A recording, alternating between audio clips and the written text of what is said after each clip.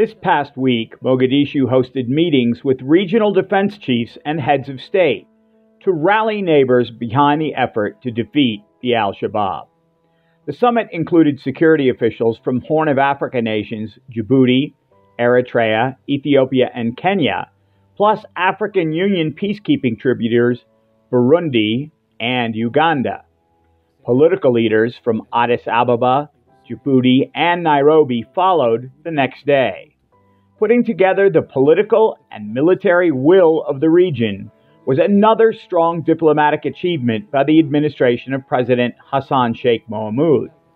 But other than a symbolic gesture, it is worth looking at how these nations can contribute more to the current effort.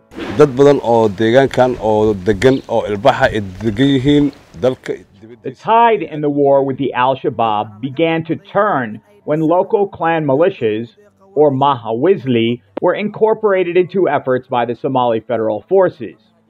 This provided tougher fighters on the ground, battling for their very homes.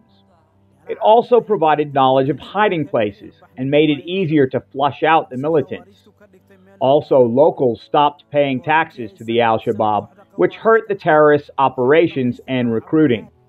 The government has followed up a financial stranglehold by closing down hundreds of bank accounts and freezing millions of dollars in funds. With the American military providing drone surveillance and strikes, it is fair to say, what more can regional forces do? There is support for ongoing Somali efforts, and there are areas where African forces can make a difference on their own. Number one is in preventing weapons from entering the theater. Through sea patrols, control of ports and borders, less guns and ammunition can make their way to Somalia.